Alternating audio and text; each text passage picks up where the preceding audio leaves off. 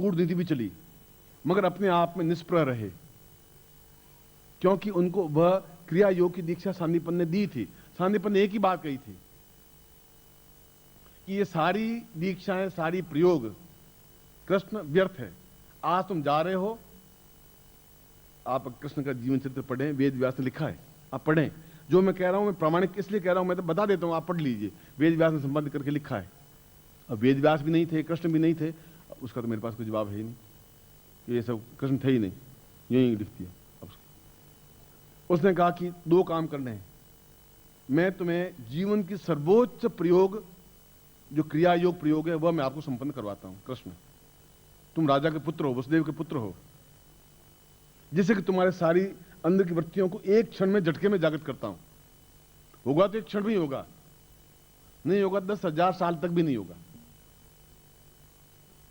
एक झटका लगा, एक ठोकर लगी, आदमी अपने आप में पहुंच गया, बस।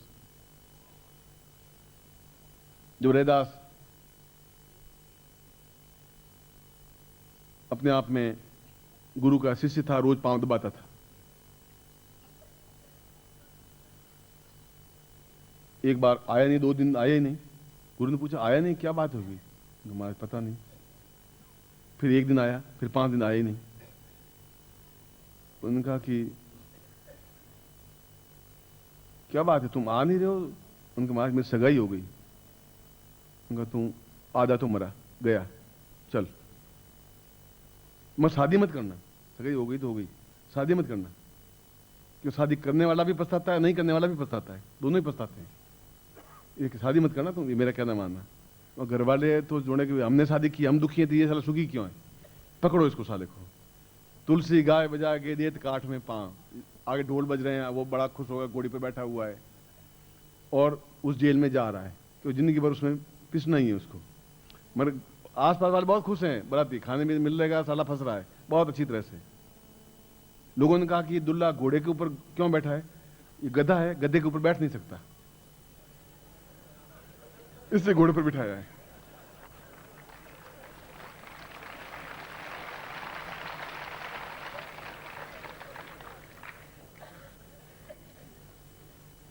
तो उसने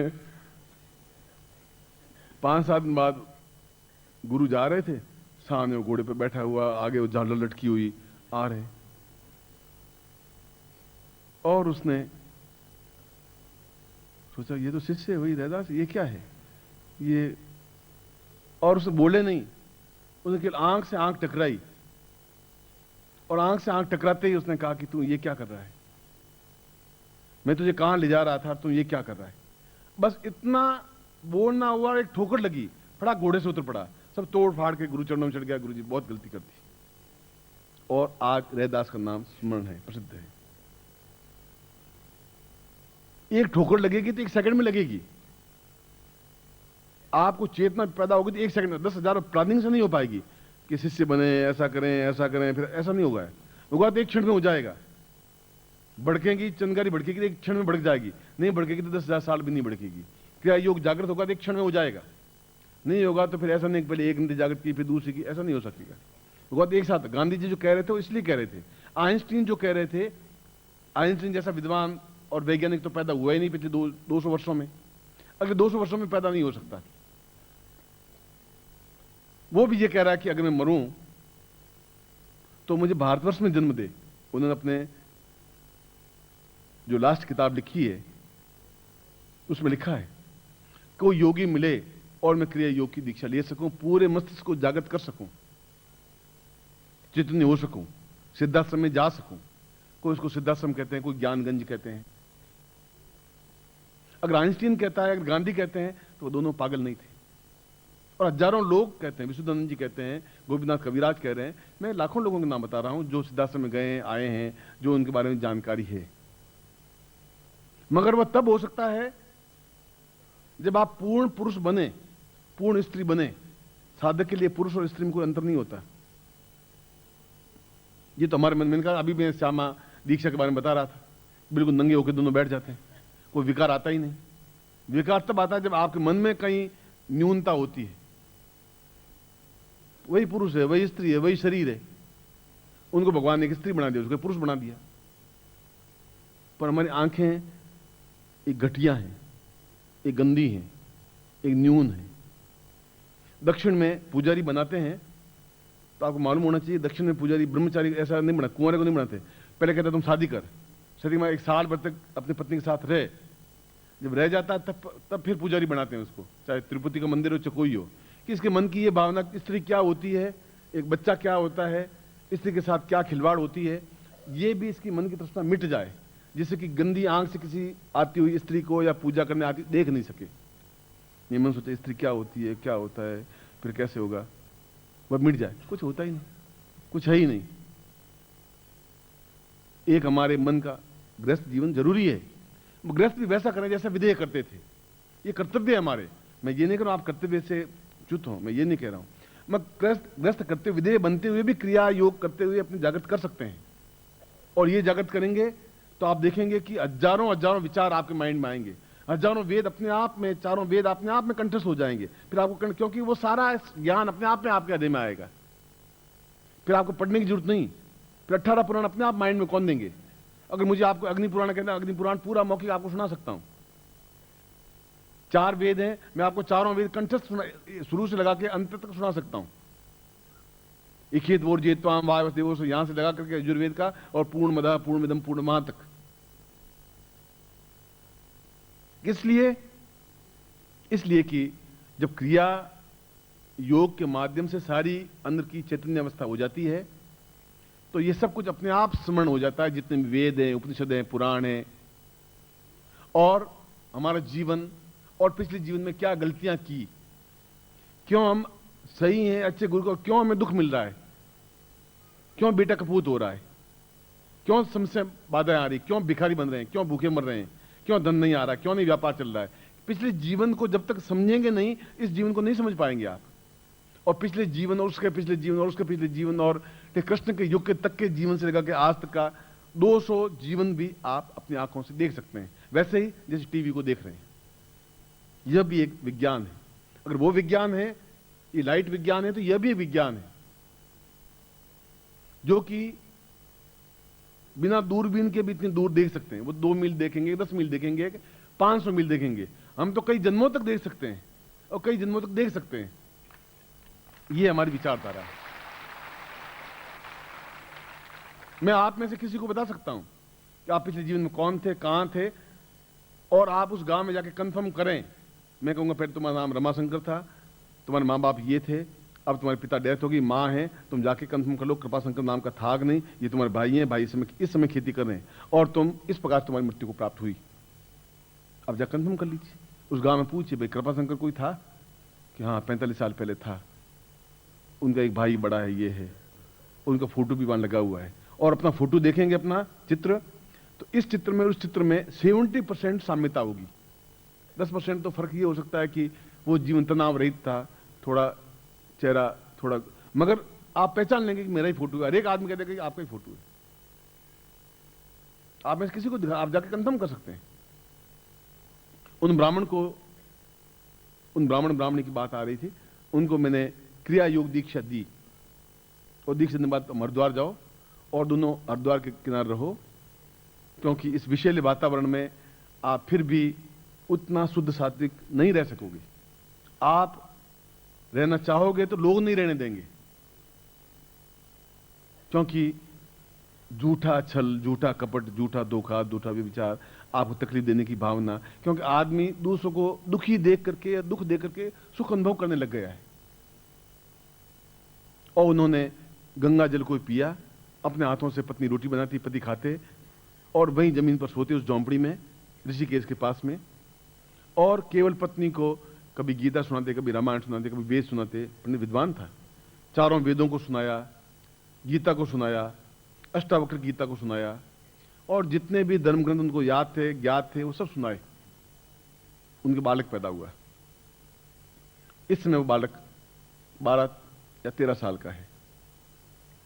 वह चारों वेद कंठस्थ बोलता है। यह हरिद्वार की बात कह रहा हूं, जिंदा है, मां बाप भी जिंदा है।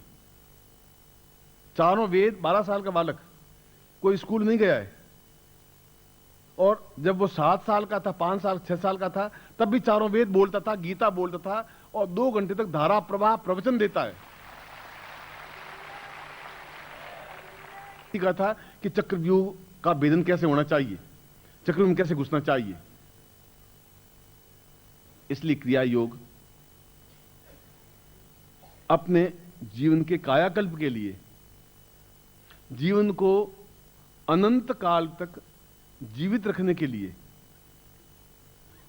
क्योंकि आप चाहेंगे तभी मृत्यु को प्राप्त हो सकेंगे।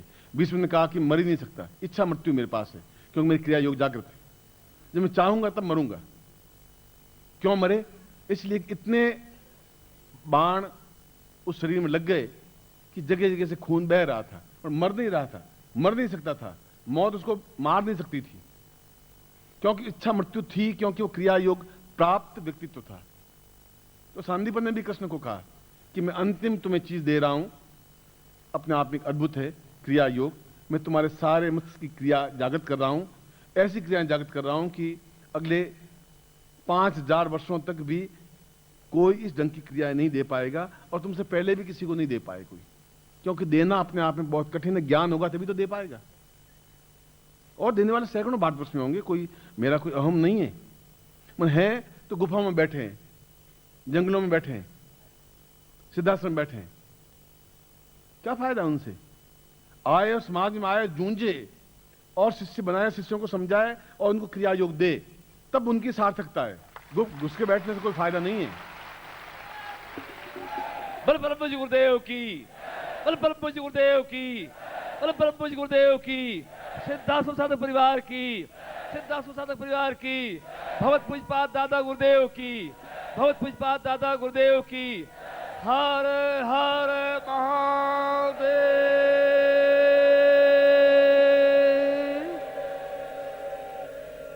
मैं तो आपको ज्ञान नेत्र दे रहा हूं कि क्रिया योग क्या चीज है। सुना है क्या चीज? यह चीज है कि 1000 साल पहले की घटनाएं आंखों से देख सकते हैं, सुनना नहीं। 1000 साल आगे की घटनाएं आपके जीवन में या किसी के जीवन में क्या घटेगी वो भी देख सकते हैं। यह बड़ी बात है। और आइंस्टीन की तो केवल 2 या 3 या 4 ग्रंथियां जागृत होंगी, इसलिए आइंस्टीन बन गया। और हमारी 2 ग्रंथियां जागृत हैं, अभी 106 ग्रंथियां सुप्त हैं। घोड़े और जानवर कान हिला देते हैं, आप और हम कान नहीं हिला सकते। क्यों? क्या बात? अपन कान क्यों नहीं हिला सकते? इसलिए कि इनको यूज किया ही नहीं हमने, सुप्त हो गई। अंग तो है, जीवित है, खून भी संचार हो रहा है, मगर एक्टिव नहीं है। एक्टिव इसलिए नहीं कि हमने यूज किया ही नहीं, इसलिए कान हिल नहीं रहे। घोड़ों को जरूरत है, गधों को जरूरत है, बैल को जरूरत है, गाय को जरूरत है, वो हिलाते हैं, उनके कान हिलते हैं। जब उनके हिल सकते हैं तो फिर हमारे भी हिलने चाहिए। ये गणपति के हिल सकते हैं तो फिर हमारे भी हिलने चाहिए। हमारे हिल इसलिए नहीं रहे कि हमने उनको कभी उपयोग नहीं किया। और जब आप उपयोग करें, इसलिए मैंने कहा कि जो उड़िया उनको चिड़ियानाथ के हाथ नीचे उतरे ही नहीं, वापिस उतरे इसलिए नहीं कि वो खून संचार तो हो रहा था, एक्टिवनेस खत्म हो गई थी। तो आपकी वे ग्रंथियां एक्टिव नहीं है, केवल 2 या 3 ग्रंथियां या 2.5 ग्रंथि जागृत है बस। अब कहां 108 ग्रंथियां, कहां 2 ग्रंथियां? फिर कौन समझाएगा? कौन गुरु मिलेगा? कौन आपको चेतना देगा? कौन आपको उच्चता पर पहुंचाएगा? कौन समझाएगा? कौन सिखाएगा? कौन कहां से पैदा होगा? अब कल मर जाओगे, 2 साल बाद मर जाओगे, 20 साल बाद मर जाओगे, 50 साल, फिर कौन आपको आकर ये बात कहेगा? कोई नहीं कह सकेगा। और आप वैसे ही मर जाएंगे जैसे आप बाप दादे परदादे मर गए, वैसे ही आप मृत्यु के मुख में चले जाएंगे, समाप्त हो जाएंगे। कोई आपके पास न मां मरेगी, न बाप मरेगा, न भाई मरेगा, न पत्नी मरेगी, न बेटा मरेगा, न बेटी मरेगी, और केवल उस मांस की खपच्ची पर कफन ओढ़ करके मर जाओगे। वह जीवन है तुम्हारा? इससे घटिया जीवन क्या हो सकता है?